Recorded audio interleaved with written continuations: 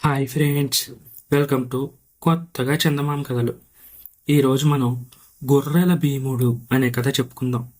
పూర్వం ఒకానొక దేశంలో గొర్రెల రాముడు అని ఒక కాపరి ఉండేవాడు. ఒకనాడు రాముడు పచ్చిక బయలులో తన గొర్రెలను మేపుతూ ఉండగా ఒక చెట్టు కింద పొత్తిళ్ల గుడ్డలలో 2 రోజుల వయసు గల పిల్లవాడొకడు దొరికాడు. పిల్లలు లేని రాముడు ఆ కుర్రవాణ్ణి తీసుకొని వాడికి ఒక గొర్రె దగ్గర పాలు పట్టి వాణ్ణి ఇంటికి తీసుకెళ్ళిపోయాడు. అది మొదలుకొని ఆ గొర్రె వాడికి తల్లి అయింది. దాని పాలు తాగి ఆ చంటివాడు బాగా పుష్టి సంపాదించసాగాడు. వాడు రోజు రోజుకు పెరిగే పద్ధతి చూసి వాడికి భీముడు అని పేరు పెట్టుకున్నారు. భీముడు 7 సంవత్సరాలు వచ్చేసరికి ఒక మాదిరి చెట్లను సునాయాసంగా పీకి పారేసే బలాన్ని సంపాదించాడు. తాను పెంచిన అనాథ శిశువు ఏదో ఒక విధంగా ప్రయోజకుడైనందుకు గొర్రెల రాముడు చాలా ఆనందించాడు. భీముడికి 14 ఏళ్లు నిండగానే వాడి తండ్రి, నాయనా, నీ పేరు ఇప్పటికే దశ దిశలా వ్యాపించింది. నీకు గొర్రెలను కాసే కర్మ ఏంటి?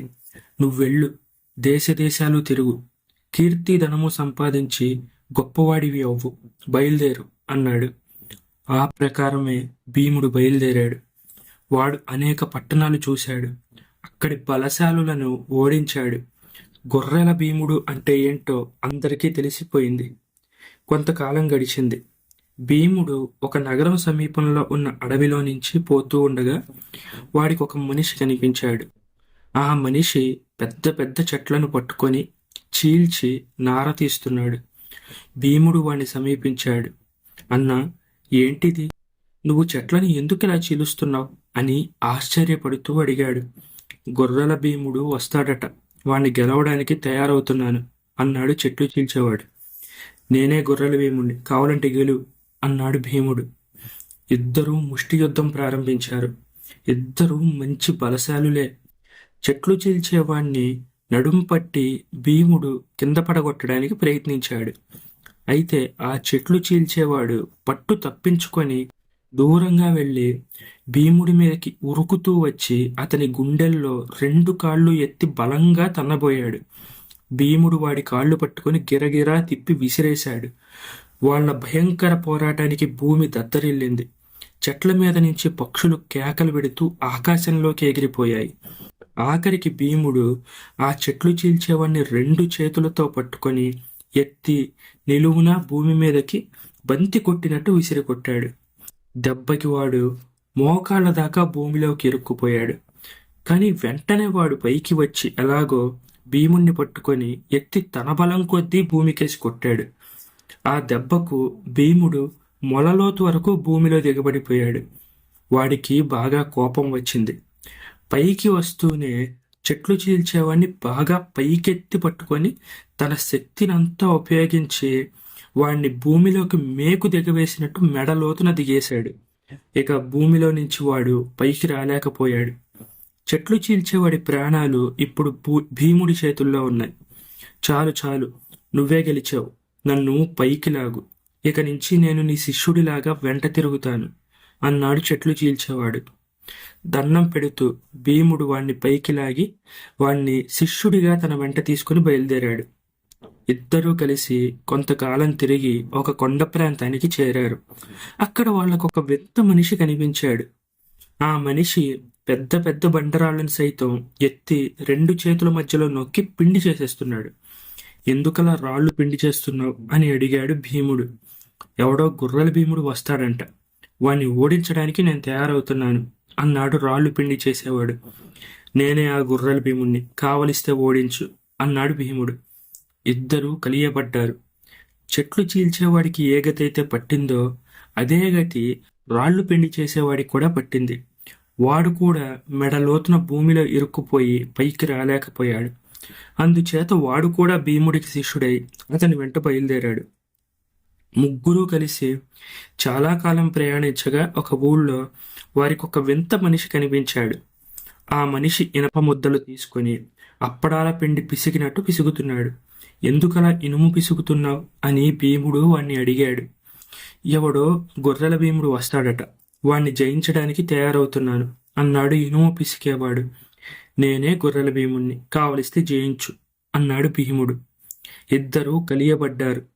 ఇనుము పిసికేవాడు కూడా మిగతా వాళ్ళలాగే ఓడిపోయి భీముడికి శిష్యుడై వాడి వెంట బయలుదేరాడు. నలుగురూ కలిసి ప్రయాణం చేస్తూ ఒక మహారణ్యంలోకి ప్రవేశించారు. మొదటి రోజు మధ్యాహ్నం భీముడు వంట చెయ్యమని చెట్లు చీల్చేవాడిని నియమించాడు. మిగిలిన వాళ్లతో సహా వేటకు బయలుదేరాడు. చెట్లు చీల్చేవాడు వంట చేస్తూ ఉండగా ఒక మరగుజ్జువాడు వచ్చాడు. అన్నా, ఆకలిగా ఉంది, కొంచెం భోజనం పెడతావా అని అడిగాడు. భోజనం లేదు, బొగ్గు లేదు, పో పో అని అదిలించాడు చెట్లు చీల్చేవాడు. మరుగుజ్జువాడు కొంచెం దూరంగా వెళ్ళి కూర్చొని వంట అయ్యే సమయానికి వెనక నుంచి వచ్చాడు. చెట్లు చీల్చేవాడిని వెల్లకిలా పడేసి వాడి గుండెల మీద ఎక్కి కూర్చొని వంటంతా తినేసి తాపిగా లేచి వెళ్ళిపోయాడు. మూరెడు లేని మనిషి ఇంత పని చేశాడనేసరికి చెట్లు చీల్చేవాడికి చచ్చేంత సిగ్గయింది. వేటకు వెళ్ళిన వాళ్ళకి ఈ సంగతి చెప్పడం ఇష్టం లేక మళ్ళీ వెంటనే వాడు కొత్త వంటని ప్రారంభించాడు. అయితే వంట పూర్తి అయ్యే లోపే వాళ్ళు తిరిగి వచ్చేశారు. ఎంతసేపటి నుంచి చేస్తున్నా వంట పూర్తి కాకపోవడం చూసి, నీకు వంట పని ఏమీ చేత కాదు అని గొర్రెల భీముడు చెట్లు చీల్చేవాడితో అన్నాడు. మర్నాడు మజిలీలో వంట పనికి రాళ్ళు పిండి చేసేవాడిని ఉపయోగించి మిగిలిన వారితో భీముడు వేటకు వెళ్ళాడు. ఆ రోజు కూడా మరుగుజ్జు వచ్చాడు. చెట్లు చీల్చేవాడికి జరిగిన పరాభవమే రాళ్ళు పిండి చేసేవాడికి కూడా జరిగింది. భీముడు మొదలైన వాళ్ళు వచ్చేసరికి రెండో వంట ఇంకా అవుతూనే ఉంది. దీనికి కారణం రాళ్ళు పిండి చేసేవాడు కూడా బయట పెట్టలేదు. మూడో రోజు మజిలీలో ఇనుము పిసికేవాడు వంటకు ఉంచబడ్డాడు. మిగిలిన వాళ్ళు వేటకుపోయిన సమయంలో మరుగుజ్జు రానే వచ్చాడు. ఇనుము పిసికేవాడిని పడేసి వాడి గుండెల మీద ఎక్కి కూర్చొని వంట యావత్తు తినేసి వెళ్ళిపోయాడు. ఇంకా వంట ఎందుకు కాలేదో చెట్లు చీల్చేవాడు, రాళ్ళు పిండి చేసేవాడు గ్రహించగలిగారు. భీముడు తిరిగి వచ్చి ఇంకా వంట కాకపోవడం చూసి ఆశ్చర్యపోయాడు. ఇందులో ఏదో రహస్యం ఉందని, తన శిష్యులు దాన్ని బయట పెట్టడానికి సిగ్గుపడుతున్నారని గ్రహించి నాలుగో రోజు మజిలీలో తానే వంటకు ఉండిపోయి మిగతా వాళ్లను వేటకు పంపాడు. మామూలుగా వంట అయ్యే సమయానికి మరుగుజ్జు వచ్చాడు. భోజనం పెట్టమని అడిగాడు. భీముడు వంట గిన్నెలు ఎత్తుగా ఎత్తిపట్టుకొని పద పద అన్నాడు. మరుగుజ్జు వెళ్ళిపోక భీముడి గొంతు పట్టుకోవాలని చూశాడు.